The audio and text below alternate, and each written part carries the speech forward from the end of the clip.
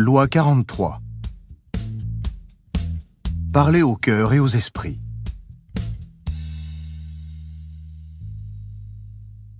Principe. La coercition pure peut se retourner contre vous. Séduisez plutôt. Donnez envie d'aller dans votre sens. Celui que vous avez séduit deviendra votre marionnette. Et pour séduire, il faut agir sur la psychologie de chacun, exploiter ses faiblesses. Assouplissez le rebelle en misant sur ses affects, en jouant sur ce qu'il craint et ce à quoi il tient. Si vous négligez le cœur et l'esprit des autres, vous vous ferez haïr. Violation de la loi. Vers la fin du règne de Louis XV, la France entière avait un besoin désespéré de changement. Lorsque le petit-fils du roi et son successeur désigné, le futur Louis XVI, épousa la fille, âgée de 15 ans, de l'impératrice d'Autriche, les Français reprirent espoir. La jeune mariée, Marie-Antoinette, était belle et pleine de vie. Elle changea immédiatement l'ambiance de la cour, qui s'était alignée sur les débauches de Louis XV. Les gens du peuple eux-mêmes, qui ne l'avaient pas encore vue, en parlaient avec enthousiasme. Les Français étaient dégoûtés par la série de maîtresses qui avait dominé Louis XV. Ils avaient hâte de servir leur nouvelle reine. En 1973, lors de la première apparition publique de Marie-Antoinette à Paris, des foules en délire accoururent pour l'acclamer. « Quelle chance !» écrivit-elle à sa mère, « d'avoir pu gagner une affection aussi unanime par si peu de travail. » En 1774, Louis XV mourut et Louis XVI monta sur le trône. À peine couronnée, Marie-Antoinette s'abandonna à ses passe-temps favoris. Porter les tenues et les bijoux les plus coûteux du royaume, arborer les coiffures les plus sophistiquées, hautes parfois d'1 mètre, donner d'innombrables fêtes et bals masqués. Tous ces caprices étaient payés à crédit. Jamais elle ne se préoccupait du prix, ni de qui payait la facture. Le plus grand plaisir de Marie-Antoinette fut la conception et la création d'une bergerie au Petit Trianon, château qui possédait ses propres bois sur les terres de Versailles. Les jardins du Petit Trianon étaient censés être aussi naturels que possible. On allait jusqu'à appliquer de la mousse à la main sur les troncs d'arbres et les rochers. Pour augmenter l'effet pastoral, la reine embaucha de jolies campagnardes pour s'occuper des plus belles vaches laitières du royaume. Lavandières et fromagers étaient vêtus de tenues paysannes qu'elle avait elle-même dessinées. Les bergers et bergères qui gardaient les troupeaux portaient des rubans de soie au cou. On trayait le lait dans des vases de porcelaine des manufactures royales. Pour passer le temps, Marie-Antoinette allait cueillir des fleurs dans les bois autour du Petit Trianon ou regardait ces bons paysans accomplir leurs tâches. Ce lieu devint un monde à part dont l'accès fut réservé aux favoris de la reine. Avec chaque nouveau caprice, le coût d'entretien du Petit Trianon augmentait. Parallèlement, le peuple de France était dans une misère croissante, et le mécontentement grondait. Même les courtisans de la reine lui en voulaient. Elle les traitait comme des enfants. Seuls ses favoris comptaient à ses yeux, et ils se faisaient rares. Mais Marie-Antoinette ne se sentait guère concernée par tout cela. Pas une seule fois au cours de son règne, elle ne lut le rapport d'un ministre. Pas une seule fois elle n'alla en province à la rencontre de son peuple, ne se mêla à la foule parisienne, ne reçut une délégation de Parisiens. Elle ne fit rien, parce que pour elle, l'affection de son peuple lui était due en tant que reine, et qu'elle n'avait pas à lui témoigner d'affection en retour. En 1784, Marie-Antoinette fut mêlée à un scandale, l'affaire du collier de la reine, une rivière de diamants la plus chère d'Europe, achetée en son nom par des escrocs. Le procès dévoila son train de vie. Le peuple apprit ce qu'elle dépensait en bijoux, robes et bals masqués. Surnommée Madame Veto, ou l'Autrichienne, elle devint le bouc émissaire du mécontentement populaire. Lorsqu'elle paraissait dans sa loge à l'opéra, elle se faisait huer. Même la cour se retourna contre elle. Pendant qu'elle dépensait sans compter, le pays allait à la ruine.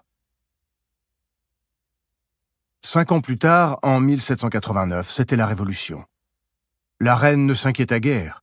« Ils n'ont plus de pain, qu'ils mangent de la brioche. » Cette même année, le peuple de Paris marcha sur Versailles et ramena de force la famille royale à la capitale. C'était le triomphe des révolutionnaires, mais aurait pu être pour la reine l'opportunité d'apaiser les blessures qu'elle avait infligées à ses sujets et de renouer avec le peuple. Mais elle n'avait toujours rien compris. Pas une fois, elle ne quitta les Tuileries. Ses sujets pouvaient aller au diable, elle n'en avait que faire. En 1792, le couple royal fut jeté en prison car la Révolution avait proclamé la fin de la monarchie. L'année suivante, Louis XVI fut jugé et guillotiné. Le même sort attendait Marie-Antoinette, mais pas une bonne âme ne vint prendre sa défense. Aucun de ses anciens amis de la cour, aucun des monarques européens, qui, en tant que membres des familles royales de leur propre pays, avaient pourtant toutes les raisons de vouloir montrer qu'une révolution ne sert à rien, ni même un seul membre de sa propre famille, bien que son frère fût sur le trône d'Autriche. Elle était devenue une paria. Le 16 octobre 1793, elle fut guillotinée sans avoir manifesté le moindre repentir, provocante jusqu'à son dernier soupir. Interprétation.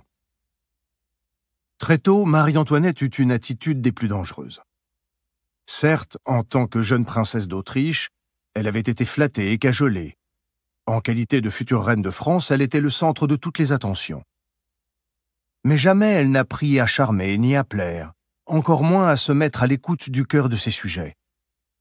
Jamais elle n'eut à faire d'efforts pour obtenir ce qu'elle voulait, à se montrer calculatrice, ni à maîtriser l'art de la persuasion.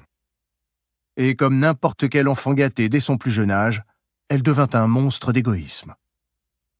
Marie-Antoinette fut le bouc émissaire du mécontentement de tout un pays, parce que quelqu'un qui ne fait aucun effort pour vous séduire, aucune tentative pour vous persuader, ne serait-ce que pour vous duper, est proprement insupportable.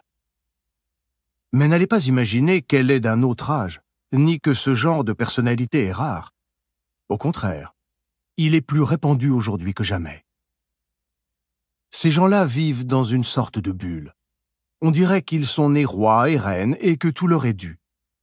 Jamais ils ne prennent en compte la nature d'autrui. Ils écrasent les autres avec l'arrogance tranquille d'une Marie-Antoinette. Choyés et couvés dès l'enfance, ils continuent à croire, une fois adultes, que tout doit leur être servi sur un plateau.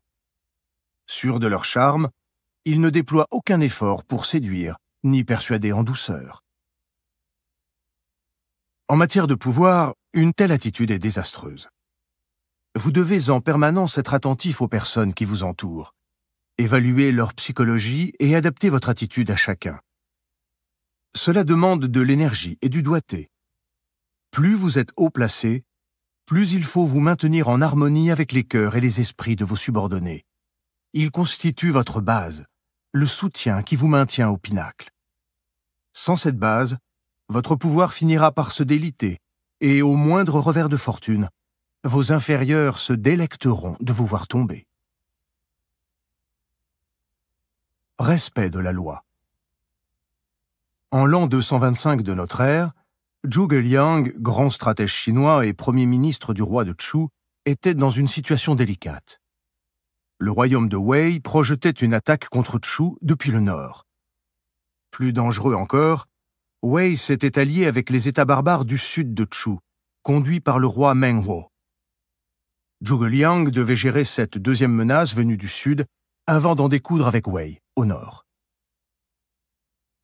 Alors que Zhuge Liang se préparait à marcher vers le sud contre les barbares, un sage de son camp vint lui offrir ses conseils. Il était impossible, déclara l'homme, de pacifier la région par la force. Zhuge Liang parviendrait probablement à battre Meng Huo, mais sitôt qu'il se dirigerait vers le nord pour se battre contre Wei, Meng Huo lancerait une nouvelle attaque. « Il est préférable de gagner les cœurs que les cités, » dit le sage, « comme il est préférable de combattre par le cœur que par les armes. J'espère que vous parviendrez à gagner le cœur de ces gens. »« Vous lisez dans mes pensées, » répondit Zhuge Liang. Comme Zhuge Liang l'avait prévu, Meng Huo lança une importante attaque. Mais Zhuge Liang lui tendit un piège et parvint à capturer une grande partie de l'armée, ainsi que le roi en personne. Toutefois, au lieu de punir ou d'exécuter ses prisonniers, il sépara les soldats de leur roi, leur fit ôter leurs armures, leur offrit un somptueux banquet et vint leur parler. « Vous êtes tous des hommes droits, dit-il. Je sais que vos parents, vos femmes, vos enfants vous attendent à la maison. En ce moment même, ils versent certainement des larmes amères sur votre sort. Je vais vous relâcher pour que vous retourniez chez vous, au milieu de ces êtres qui vous sont chers, pour les réconforter. » Les larmes aux yeux, les hommes remercièrent Zhuge Liang. Puis celui-ci fit venir Meng Huo. « Si je te relâche, demanda Zhuge Liang, que feras-tu? »« Je lèverai une nouvelle armée, répondit le roi, et je la lancerai à nouveau contre toi dans une grande bataille. Mais si tu parviens à me capturer une seconde fois, je m'inclinerai devant ta supériorité. » Non seulement Zhuge Liang ordonna que l'on relâche Meng Huo, mais en plus il lui fit cadeau d'un cheval et d'une épée. Lorsque ses lieutenants, fous de rage, lui demandèrent pourquoi il avait agi ainsi, Zhuge Liang leur répondit. « Je peux capturer cet homme aussi facilement que je prends mon mouchoir dans ma poche. J'essaie de gagner son cœur. Lorsque j'aurai réussi, la paix surviendra d'elle-même, ici, dans le sud. » Comme promis, Meng Huo lança une seconde attaque. Mais ses propres officiers, si bien traités par Zhuge Liang, se rebellèrent contre lui, le capturèrent et le livrèrent pieds et poings liés à Zhuge Liang. Ce dernier lui posa pour la seconde fois la même question. Meng Huo lui répondit qu'il n'avait pas été capturé loyalement, mais trahi par ses officiers. Il se battrait à nouveau, mais s'il était capturé une troisième fois, il s'inclinerait devant la supériorité de Zhuge Liang. Au cours des mois qui suivirent, Zhuge Liang parvint à capturer Meng Huo à plusieurs reprises. Une troisième fois, une quatrième, une cinquième. À chaque fois, le mécontentement des soldats allait grandissant. Zhuge Liang les traitait toujours avec respect. Il n'avait plus le cœur à se battre. Mais chaque fois que Zhuge Liang demandait à Meng Huo de se rendre, le grand roi avançait une nouvelle excuse. « Tu m'as dupé, je n'ai pas eu de chance, et ainsi de suite. »« Si tu me captures à nouveau, promettait-il, je jure que je tiendrai parole. » Et Zhuge Liang le laissait partir. Lorsqu'il captura Meng Huo pour la 6e fois, il reposa au roi la même question. « Si tu me captures une 7e fois, répondit le roi, je serai ton vassal et cesserai de me rebeller. »« Très bien, répondit Zhuge Liang. Mais si je te capture à nouveau, je ne te relâcherai plus. » Meng Huo et ses hommes s'enfuirent vers une région reculée du royaume, le Wuge. Après tant de défaites, Meng Huo n'avait plus qu'un recours. Demander l'aide du roi Wudugu de Wuge, qui possédait une immense et féroce armée. Les guerriers de Wudugu portaient des armures de lianes tressées, imbibées d'huile, qui, une fois séchées, étaient d'une dureté à toute épreuve. Avec Meng Huo à ses côtés, Wudugu leva son armée contre Zhuge Liang. Cette fois, le grand stratège parut pris de frayeur et fit battre ses hommes en retraite précipitamment. Mais il attirait Wudugu dans un piège. Il coinça ses hommes dans une étroite vallée, puis fit allumer des feux de broussailles. Lorsque les flammes atteignirent les armures imprégnées d'huile, l'armée entière prit feu. Tous moururent. Zhuge Liang avait réussi à épargner à Meng Huo et à ses hommes le carnage dans le défilé. Pour la 7e fois, le roi était captif. Après ce massacre, Zhuge Liang ne put supporter de rencontrer de nouveau son prisonnier. Il envoya au captif un messager qui lui déclara « Le roi Zhuge Liang m'a envoyé pour vous relâcher. Si vous le pouvez, levez une nouvelle armée contre lui et tentez une fois de plus de le battre. » Brisé, en larmes, Meng Huo s'effondra et fit supplier Zhuge Liang de le recevoir. Il se prosterna à ses pieds. « Oh, grand ministre, sanglota Meng Huo, vous êtes le roi des cieux. Nous, hommes du Sud, ne ferons plus jamais de résistance à vos commandements. »« Vous vous rendez maintenant ?» demanda Zhuge Liang. Moi, mes fils et mes petits-fils sommes extrêmement touchés par votre miséricorde sans borne. Comment pourrions-nous ne pas nous rendre? Zhuge Liang honora Meng Huo d'un grand banquet, le rétablit sur son trône, lui restitua ses terres, puis retourna dans le nord avec son armée sans laisser de force d'occupation. Il n'eut jamais à revenir. Meng Huo était devenu son allié le plus fidèle et dévoué. Interprétation. Zhuge Liang était devant une alternative. Tenter de battre les barbares du Sud en les écrasant, ou, avec du temps et de la patience, les amener à rallier son camp. La plupart du temps, lorsque l'un de deux adversaires est le plus fort, il choisit la première option sans même se donner la peine de considérer la seconde. Mais les êtres vraiment puissants pensent plus loin. Si la première solution est certainement la plus facile et rapide, avec le temps, le ressentiment finit par ressurgir dans le cœur des vaincus, et ce ressentiment tourne à la haine. De telles animosités sont de véritables épées de Damoclès qui vous obligent à dépenser votre énergie pour protéger ce que vous avez gagné. Vous restez sur la défensive, rongé de méfiance. Même si elle est plus difficile, la seconde option apporte non seulement une certaine sérénité, mais fait de vos ennemis potentiels des alliés fidèles. Lors de toutes vos rencontres, prenez du recul. Observez les faiblesses psychologiques et affectives de votre cible et adaptez-vous. En agissant avec force, vous ne ferez que renforcer sa résistance. Le cœur est la clé de la plupart des gens. Ils sont comme des enfants, dominés par leurs émotions. Pour apaiser leur méfiance, faites alterner dureté et miséricorde. Jouez sur leur peur primitive, mais aussi sur ce à quoi ils sont attachés. La liberté, la famille. Une fois qu'ils se seront soumis, vous aurez gagné des amis pour toujours et de fidèles alliés.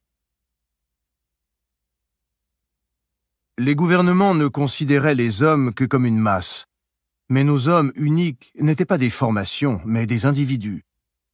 Nos royaumes reposent sur l'esprit de chaque homme. T.E. Lawrence, 1888-1935, Les 7 piliers de la sagesse. Les clés du pouvoir. Au jeu du pouvoir, vous êtes environné de gens qui n'ont aucune raison de vous aider, à moins que ce ne soit leur intérêt personnel. Et si vous ne leur proposez rien qui les intéresse, vous les rendrez hostiles, car ils ne verront en vous qu'un rival de plus, une personne de plus qui leur fait perdre leur temps.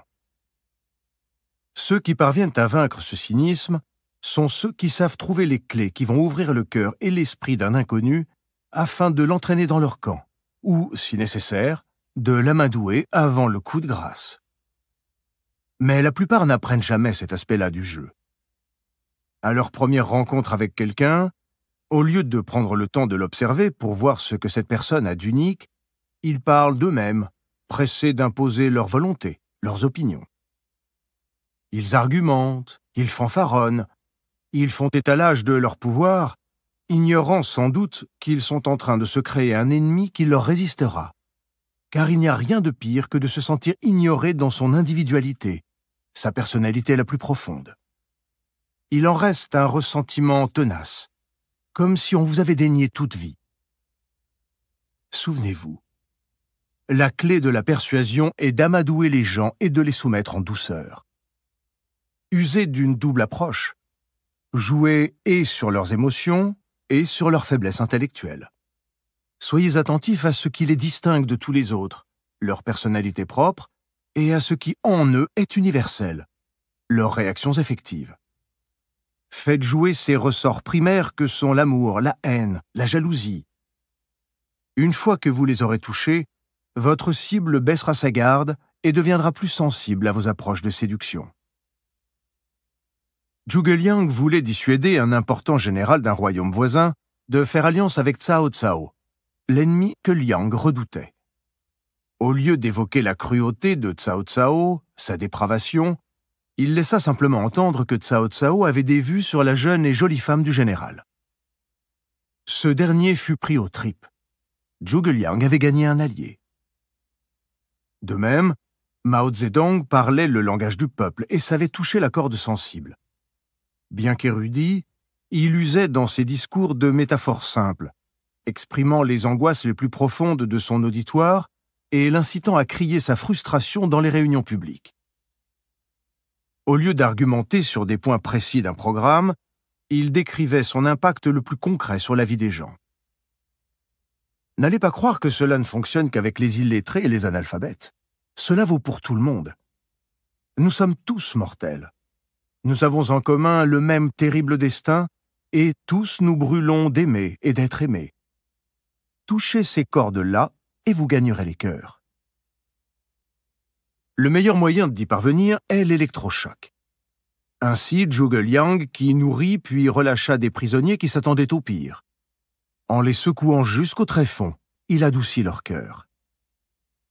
Jouez sur ce genre de contraste. Poussez les gens au désespoir, puis procurez-leur le soulagement. S'ils s'attendent à souffrir et que vous leur donnez du plaisir, ils seront conquis. De fait, tout plaisir donné aura cet effet en dissipant les peurs au bénéfice d'une rassurante sécurité. Des gestes symboliques suffisent souvent à gagner la sympathie et la bonne volonté. Un geste d'auto-sacrifice, par exemple, qui montre que vous souffrez comme les autres. Ceux-ci s'identifieront à vous, même si votre souffrance, toute symbolique, est sans commune mesure avec la leur, bien réelle. À votre incorporation dans un groupe, faites un geste de bonne volonté. Cela détendra l'atmosphère et le groupe accueillera mieux les actions plus rudes qui suivront. Lorsque Laurence d'Arabie se battait contre les Turcs dans les déserts d'Arabie au cours de la Première Guerre mondiale, il eut une révélation. Il lui apparut soudain que la guerre s'était dévalorisée. Le corps à corps n'avait plus cours.